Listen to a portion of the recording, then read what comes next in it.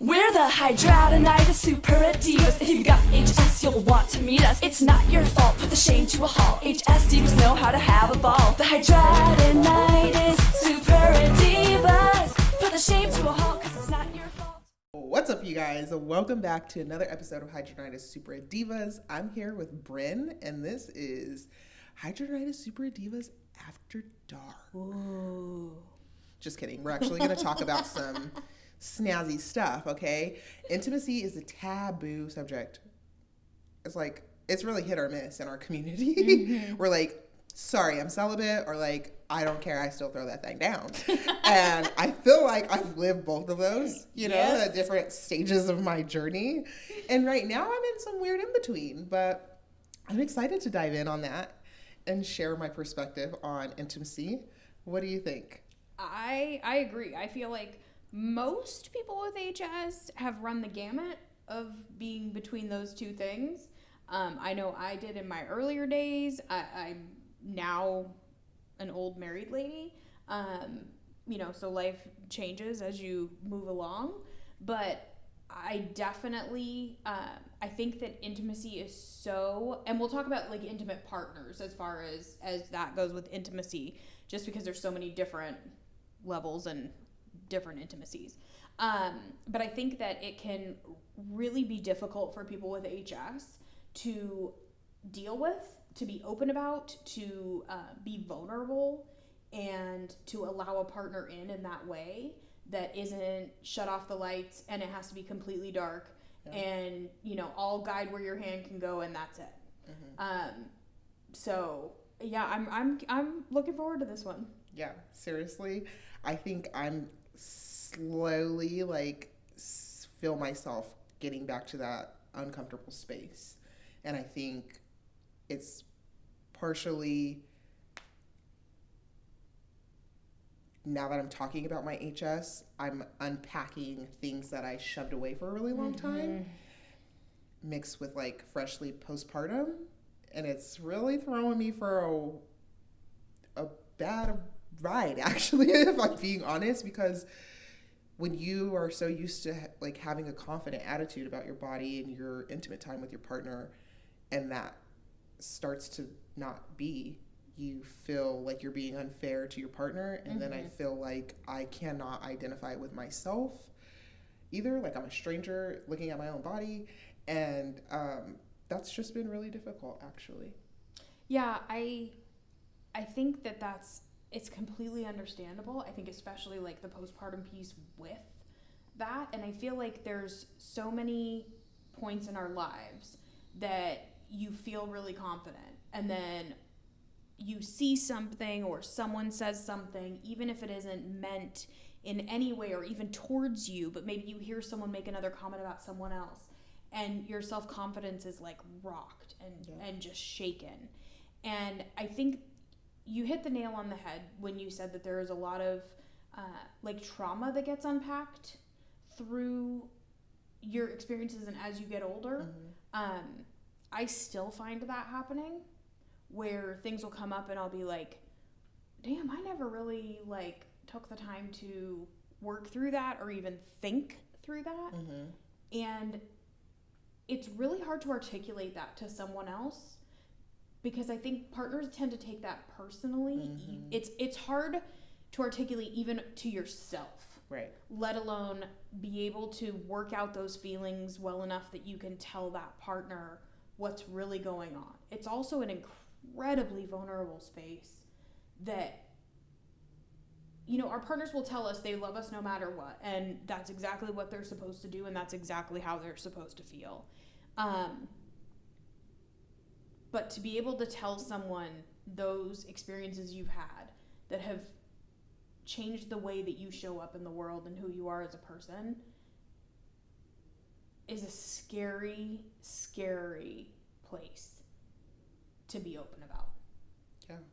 It's so much deeper than the skin and what they can see. I mean, sometimes it's even the feeling, having and developing HS under the breast, I felt so many emotions. And I'm I've had HS since 12 ish years old and I'm 28, and I just developed it underneath the breast last year, and it was like it went 0 to 100 so fast, and it's like I had to mourn another part of my body, and that used to be like the only part that was fine for him to be able to like love, you know, like it was like there was no guardrails with that part of my body. And now it's like hard, you know, and it's like super hard when you're breastfeeding, because I'm like, this is already like I'm mentally having a hard time like sexualizing them when they're my baby's meal. And I'm having a hard time feeding her because I have this flare, and even when it's not active, it still feels active because of the internal damage that's being done. And then I had to face the music realistically that my mom didn't know what was wrong with her breast, and she had to get a breast removed because she couldn't handle that internal pain anymore. And so there's like so much that comes with it, and you have to unpack that. And it's like I am not unpacking that like I am right now, how I should be, but it's like you want to unpack that when they want to be sexual. And it's like, now I am absolutely not in the mood because you looked at my boobs and you got turned on, and I got turned off because you looked at them. And it's just such a like fucked up equation, you know, because really is. How often do we align to where it's like, you're in the mood, I'm in the mood, HS is chilling, and like we're going to have a great time. And I was talking to Caitlin even about it. Is like, it'll be sometimes mid intimacy and like a position switch, and all of a sudden that's my most insecure angle, and I don't unpack that after we're done. I feel that in the moment, like gross, like disgusted with myself. And how can I tell you that in the middle? Like, I'm just supposed to be the vibe killer all the time? Like, that's negative. But also continuing to do something when you're emotionally not in it, after a while, feels like a chore. Yes. And then it starts creating this barrier and this wall between you and your partner if you're not communicating about it. But it's like when HS is literally your life every day, it's like, I don't want to have to talk to you about this every day, you know? Well, and we want them to see us differently than we see ourselves. And I think that it makes us so vulnerable to talk to them about it, because we don't want them to see the weight that we carry. God dang it. Sorry. And we try like so incredibly hard to hide all of that shit and to like push it down and push it away. And there's so much untapped trauma that I don't think that people without HS can really understand how much you've been trained to hate your body. How many times you feel like your body has betrayed you. How much of a barrier it's been in every physical relationship in your life. You know, how at some point most of us have been told something negative about our body by an intimate partner that has scarred us, you know, and that those things, they still live there. Those don't go away just because my husband loves me so much and he doesn't care. You know, there's still a point that I care what that looks like, and I care how I feel about it, you know. And then when you add in all of the other factors like being tired, dealing with the chronic inflammation, all of these other things make for a really unsexual person in a lot of ways. And they take that as a personal thing against them. But like you said, I don't want to sit there after sex and be like, okay, so here's how I was feeling, and like unpack those feelings. Because I think for so many of us, we've had to keep all of that hidden because being vulnerable about that was dangerous, because someone weaponized it. Yes, they will somehow use that against you. And I think when you find this community and you make friends in this community and you have these kinds of conversations, that shit changes. And I think that sometimes that's really hard, because for me, I'm 45. I started when I was 10. That's 35 years of the way that it's been done that I'm supposed to just change Switch it it. up. Yeah. Or when I married my husband 10 years ago, that I'm just supposed to think I'm beautiful because he thinks I'm beautiful, and that my scars don't bother him, so they shouldn't bother me. Yeah. That's not the way this works. Not at all. It just isn't. And they don't understand because they feel like, and we've had conversations about this, that he said it makes him feel like I don't believe him. Yeah. And I said, maybe that's because I don't. You know? Like, it's fucking Frankenstein down there. I've had, 7 wide excision surgeries in my groin. Yeah. Like, it's pieced together, literally. How can you not care? Right.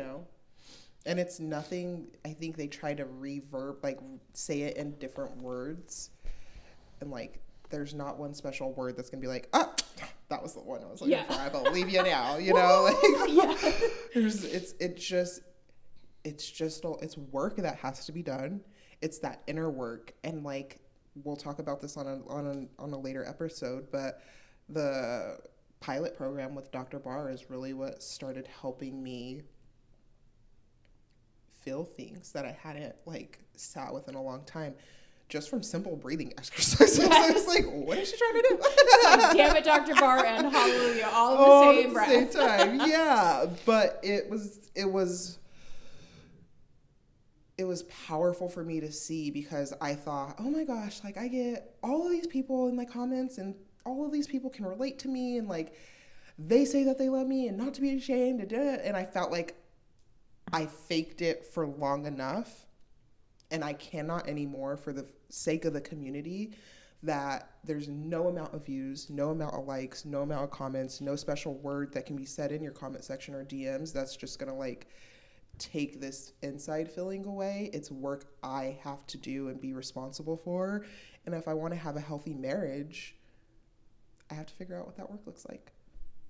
And I don't know about you, but I get insanely, I guess it's jealousy over people who are so body positive and don't seem to have a care in the world. I'm sure that they have their own set of insecurities, because everyone does.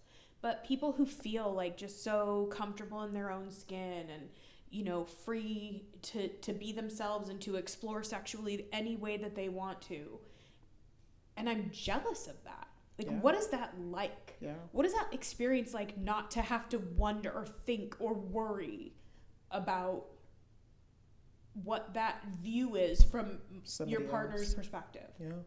Yeah. What is that like? Because for people who have been living with it since prepubescent, whether it started in those most common areas like the groin or the underarms or something, you still had it, and by the time you were ready to be sexually active, it was you probably had scars, and you had things that showed the HS. And I remember personally, for me, that's what started my what we call a hoe phase so abruptly, because I was like, this is spreading to different areas fast. So which means I gotta be fast. Let's get this out the way, which is I'm glad I went through it, so that way, if my daughter was to develop HS, I could tell her it's not the way to go. Yeah. But I am glad that I went through it, but still, it didn't take that feeling away of if anything, I used to feel worse after, because I just slept with a bum. Yeah. Because he said I was pretty. Yeah. And he didn't even deserve me, because I didn't realize my worth, because I tied my worth to my HS. Yeah. When really my whole life I've been a cool girl, so it's they didn't deserve to know me like that, but they got to, because I thought so little of myself because of my HS. Yeah. And you're just you're looking for that validation. Yeah. For someone to think, even for that short period of time, that you're pretty or worthy, or whatever that feeling is that you need to feel so deeply. Yep. Knowing that that's not actually what's happening, but you go along with it anyway because it's filling the need at that moment. Yeah. And it's making you feel needed to whatever that bum is that will work so hard just to get you in the bed, and then after will ghost you or not text you back, or you're just friend zoned. I walked through all of these scenarios with multiple men, and at the end of the day I was they don't want to be with me because I have HS. because I have HS, I was the friend in the friend zone for too long, who was friends with benefits for too long, you know, or just was trying to make a relationship work with somebody who was quite literally not compatible with me. But because I thought nobody else is going to sleep with me because of the scars, he's already seen it. So, and he's still texting me. So obviously he likes me, you know, like, but it's, don't settle. And I think that's what I want people to know about their intimacy journey, period, is that I don't care if you feel like you have to be celibate for years before you think the right man deserves, or woman deserves, your time and your space, because at the end of the day, being intimate is a powerful tool to get to know somebody and be like, your energies are intertwining. And so I think it's really important that we like allow your HS to dig over, like, deeper than the surface with the person you're talking to. And I think it opens up the door for the conversation. I would, if I was single, I mean, I'm not, so don't do too much. If I was, I would never sleep with anybody before they knew about my HS. I would just set that principle and that guideline, because I don't need you to ruin my day after I've given you the greatest thing of all time. You know what I mean? Like, you don't get to get your cake and eat it too and then leave. Like, no. So set that precedent if you need to.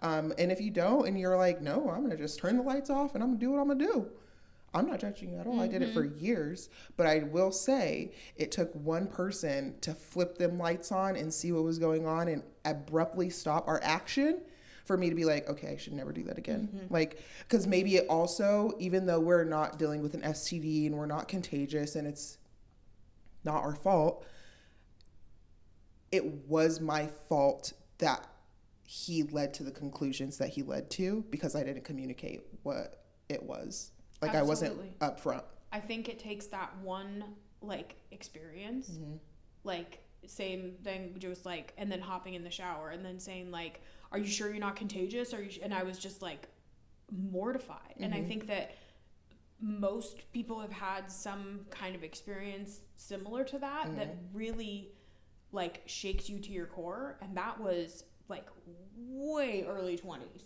You know, many years between then and now. And it still is in my memory.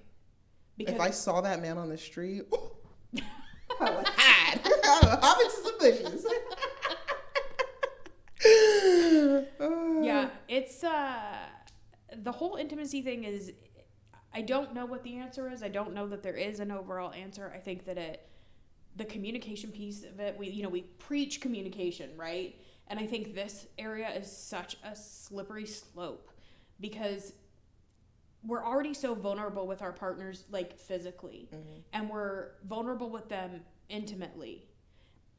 But that level of understanding what is going on in our head and the years that we have gone through this, I don't even think that there's words to help someone understand what that's like. And so for me, I feel sometimes like having those discussions puts me in a vulnerable spot I don't want to be in. Yeah. Because I don't want to tell someone who can't, and not because he doesn't care, but because he hasn't walked the same journey I've walked. I can't expect him to understand what that's like. And it still feels a little bit like an outsider. Because as much as he understands me, how can he understand what my journey's been like? Right. You know? And I think that's why getting in community and having these conversations with our peers, like people who have walked through it, like I'm healing myself just having this conversation here with you. And that's how this podcast even began. We were at a kitchen table and we were crying and we were laughing and we were doing all of these same things. And we were like, oh my gosh, people need to, like, hear this, you know? And if it resonates with you, we hope that you know that you're not alone and that you're not judging yourself and hating your body. And even if you are having those hard days, that you really just, like, shake yourself up and realize that, like, beauty is not surface level. And like we have like people with HS that I have met, like some of them have the most purest, amazing, kind-hearted souls, spirits, and like how dare somebody judge them for what's on their skin and not what's in their heart. And so I just encourage you as you walk through your intimacy journey with your spouse, with your future partners, with your parents, with your siblings, all of these people, that you don't let anybody say anything to you that's going to change what's in your heart about yourself. Because at the end of the day, that's what genuinely, truly matters. I totally agree. And like, that's why I'm with my husband. It wasn't about what he was wearing or his job or his car or any of those things. But it was like, okay, I know I have HS. And at the time that we were dating, I didn't tell him about it. We were still doing it in the dark. It was still like, but it was like, okay, like, we're going to fill this out, you know? And it was his character. Because previously I'd been in a toxic relationship who did weaponize my disease against me. And that's how I knew he wasn't the person for me. Because you're not going to do that to me. And so it was my husband's character. And I know that he will never throw my HS in my face and make me feel small about it. And even though he can't always comprehend and relate to what I'm going through, I know as long as I learn how to communicate the best way to him, to let him know that, like, listen, my intimacy distance is not about you, it's about me. And this is why, that there will always be hope for my marriage sexually wise, you know? But it's also learning that intimacy isn't always about that stuff. Like, get them to know those inner parts of you. I want my husband eventually to know the inner outs and quirks of my body to where he knows he can't touch me there, you know? Like, I don't want to skeezer out, or, you know, I don't want to make those chills go up her spine in a bad way. So, not saying he has to avoid it even though he likes it, but what else can you do? What else can we do? And I think I'm just finally getting into that space with my husband, even, of like, do we want to try out like some kind of like additional help from a store? Like, you know, you want to spice it up a little bit in a different way, because this position's not working. It's making me very uncomfortable, and I don't want to be uncomfortable when I'm supposed to be feeling good, you know? So it's just being real and being honest. Yep. Totally agree. There's so much more to come. Yeah. Talking about intimacy. And so we're grateful that you've joined us for this episode. We hope that you feel validated, heard, seen, understood. If you've had any of these same experiences, we hope that that this resonated with you, and that you feel a little bit lighter after hearing this, and that somehow it can help you, especially even just knowing that you're not alone in the way that you feel about some of these things. And these aren't very common topics that are talked about, but we need to have these conversations in order to move through these things for ourselves. And I think in some of that, it's just knowing that we're not alone in them is a huge piece of being able to move through that and process those feelings and emotions. So thank you for being on our After Dark episode. I didn't know we were going to cry. So thank God it is dark, because then you don't have to see like the mascara running down the face. So we will see you on the next episode. Thanks, guys. Bye.